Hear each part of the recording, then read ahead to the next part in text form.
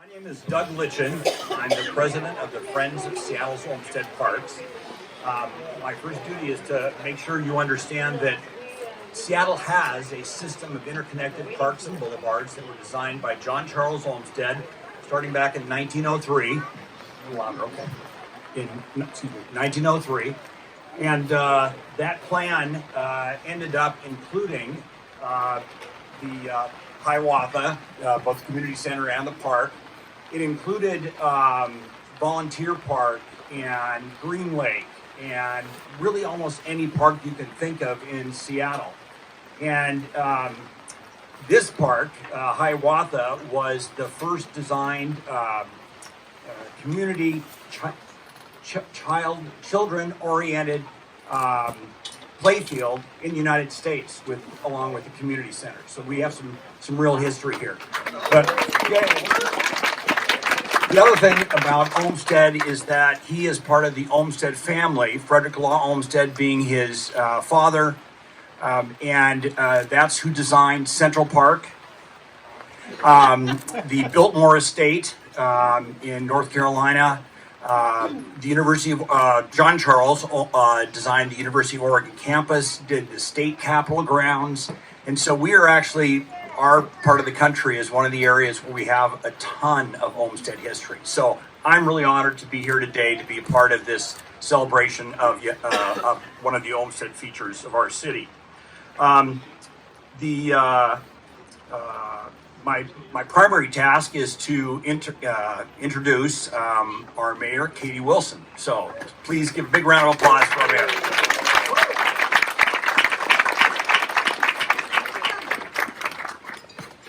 Good morning. Good morning. What a wonderful Seattle morning. Kudos for being out here. This is great. So I'm very, very excited to be here today for this grand opening. Hiawatha has been here longer than most of us have been alive. It's Seattle's oldest community center, and now it's also our first fully electrified one. Yeah, you can clap for that. And I would say that is not a coincidence. That is what it means for a city to honor what has always been true. That our community centers, the social gathering hubs across our neighborhoods, are worth protecting, worth investing in, and worth getting right. Community centers are not just amenities. They're the connective tissue of neighborhoods across Seattle. I live in Capitol Hill, and Miller Community Center near me was a place that we went to so often when this one was little. And we used the tot room there, and so I'm very excited that there's a tot gym in here. Often they're the place where people first come together across language, age, income, and culture, where elders and children share the same rooms, where culture is shared rather than just consumed, where a neighbor can show up and be known by name. These are among the most trusted, most accessible, and most equitable institutions in our city. Free or low cost, open to everyone, holding the promise of a commons that belongs to all of us. When we invest in a community center, we're investing in belonging as infrastructure, not just a soft outcome, but a real one. The oldest community center in Seattle now leads the way into our clean energy future. That's the kind of continuity that matters, rooted in history, but also directed toward what comes next. I'm grateful to have a partner in this work who understands what is at stake in our neighborhoods. Councilmember Rob Saka has been a consistent voice for investment in the places and people that hold District 1 together. So please join me in welcoming Councilmember Saka.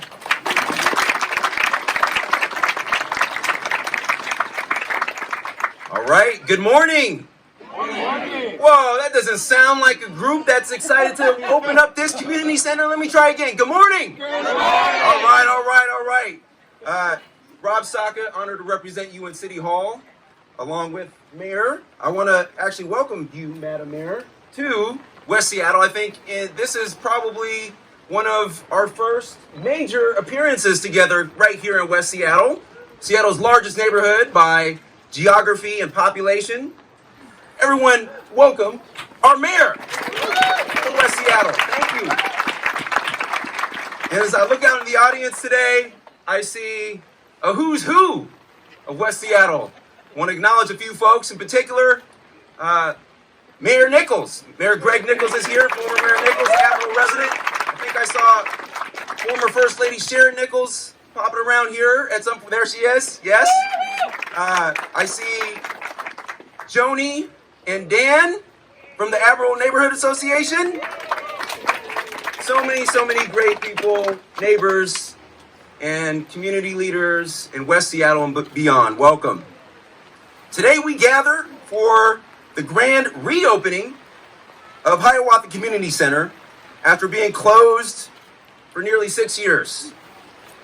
We cannot overstate the impact that closing a community center of this significance has had on a neighborhood and an entire community.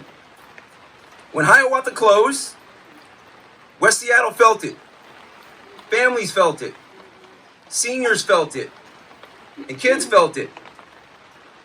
We felt it in Delridge and beyond. My daughter Maeve here had camps, summer camps in this space before it closed.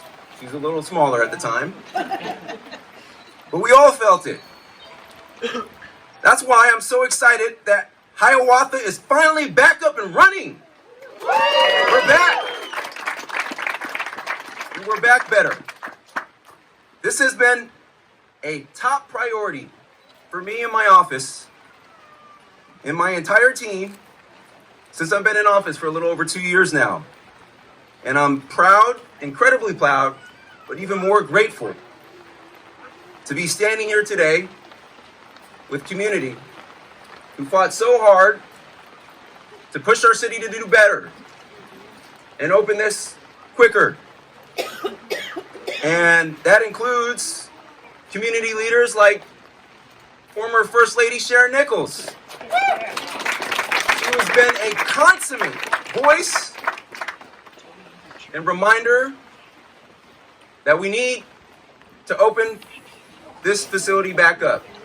It's a highly visible space right next to West Seattle High School, a very well-kept playfield where kids gather for soccer on Sundays, practice softball, baseball, flag football at all times. There's another park. We're retiring, building another one right next door that we'll probably have some updates from our park superintendent on that later. But it's a highly visible space. And I think it's the oldest community center in our park's inventory. That's why it was so felt when it was offline for those years. And that's why we are all so grateful for opening her back up. Constructed in 1911, again, this has served this neighborhood and our peninsula in West Seattle for more than a century. I want to thank our mayor for your leadership and your partnership and your administration for helping to open this back up. I also want to thank your beautiful daughter Josephine for being here as well. It's for kids just like that. I want to thank our park superintendent, who I'll introduce in a moment. I want to thank Andy Sheffer from the parks team, Maritza Warhus. Actually, there's so many people at parks that did work every day, were very patient and gracious amongst the many hard pushes from my office and community. And so I'm very grateful for them and their partnership. People like Jack Miller. Where's Jack here? He catered today. Jack Miller from Husky Deli. So many people to thank. But in closing, today is about reopening a historic building. It is about gathering to celebrate each other and our city's accomplishments and our neighborhood accomplishments and restoring connections. Hiawatha has always been the heart of this neighborhood. And today, that heart is beating stronger yet again. So thank you all for being here and welcome back. Now introduce our park superintendent. Welcome. Good morning.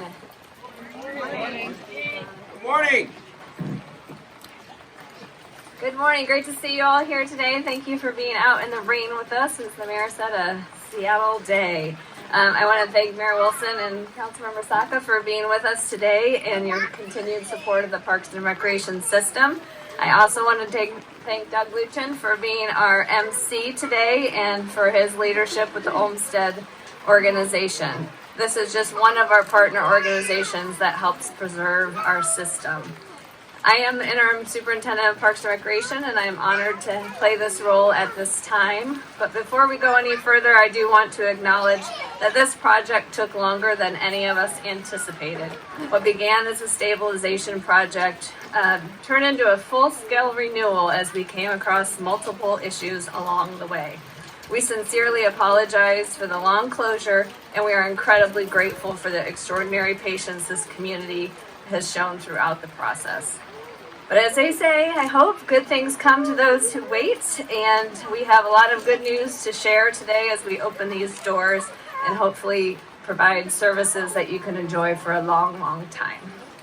Seattle Parks and Recreation serves this great city in so many ways, and Hiawatha Playfield and Community Center is an example of where that all comes together. This community center offers a place where neighbors meet, kids learn and grow, and community is built every single day. This project would not be possible without a strong team. I want to thank Roluda Architects. I think Deepa and Rich are here from that group to celebrate with us today.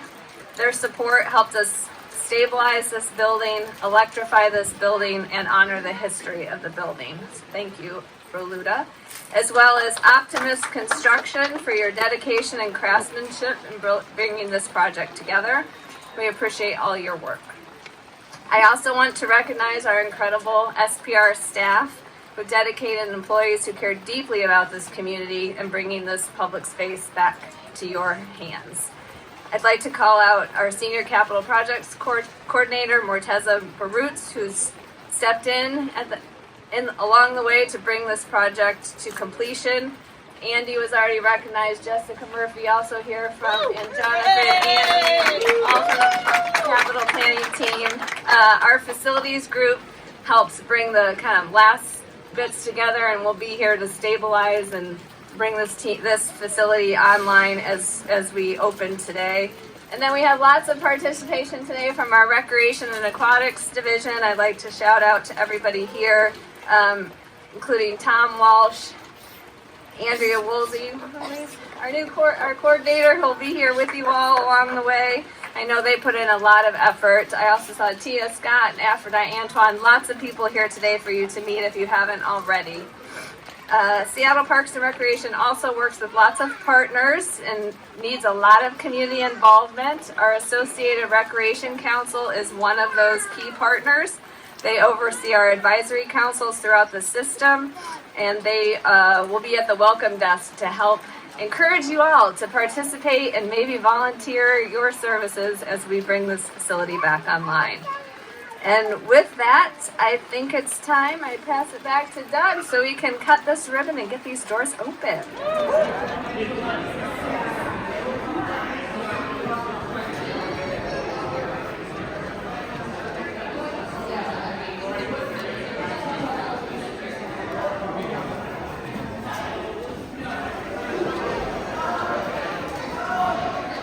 Yeah, remember they got